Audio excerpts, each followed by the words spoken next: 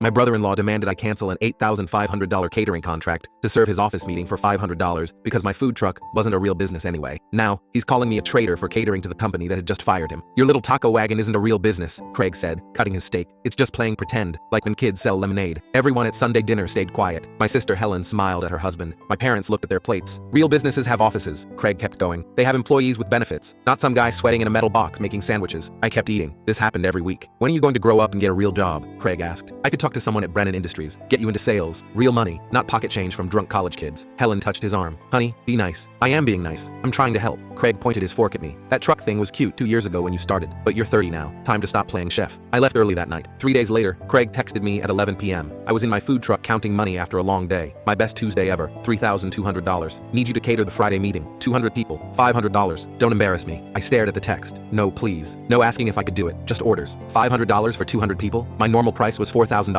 Craig knew this. He also knew I'd struggled when I started 2 years ago. Back then, I would have taken any job for any price, but things were different now. My truck, Midnight Greens, had just won Best New Business. I'd catered 3 weddings last month, and Apex Solutions had already booked me for Friday. Same day, same time, for $8,500. I'd signed with Apex 6 weeks ago. Their CEO, Rita, had tried my food at the farmer's market and hired me right away. She'd mentioned they had big news to announce on Friday. I texted Craig, can't do it, already booked. My phone rang right away. What do you mean you're booked? Craig sounded mad. I have another job that day. Cancel it. This is family. I signed a contract. For what? Some kid's birthday? Come on, this is my job, my real job, not like your thing. There it was again, my thing, not a real business. The other job is paying $8,000, I said. Craig laughed. Sure it is. Look, I'll pay $700. Final offer. I can't break a contract, Craig. Just tell them you're sick. Helen says you owe us anyway. All those Sunday dinners where I brought dessert. Craig made fun of my job while eating my food. I can't do it. He hung up. Thursday, Helen called. Told me Craig was stressed. His boss would be at the meeting. He might get promoted. I felt bad but didn't change my mind. Friday morning, I set up at Apex Solutions. Mediterranean bowls, lamb, hummus, everything perfect. Rita came out to check. We're announcing something big at noon, she said. We're buying Brennan Industries. My hands stopped moving. Brennan Industries? Yes. Their leadership doesn't know yet. We're firing their whole sales team. Starting over. Craig's division. Craig's job. At noon, I served food while Rita announced the deal. The Apex workers cheered. Rita loved the food and gave me her card. She wanted me to cater every month. At 3 p.m., I was cleaning up when I saw Craig in the parking lot. He was carrying a box of his stuff. His face was white. He saw my truck, saw my logo, the one he'd made fun of so many times. He stood there, figuring it out. I'd been here, feeding the people who just fired him. We looked at each other across the lot. Then he got in his BMW and left. Helen texted that night. How could you? I didn't answer. I hadn't known about the buyout when I took the job. But Craig had taught me something with all his talk about real business. Real business means keeping your word. Real business means doing good work. Real business means your reputation matters. Rita texted again. She wanted me to cater the meetings where they'd restructure Brennan Industries, the same company Craig used to brag about. I took the job. Business was business. Craig had been right about one thing. This was real money, real business, just not his anymore. And for once at Sunday dinner, he'd have nothing to say about my little taco wagon.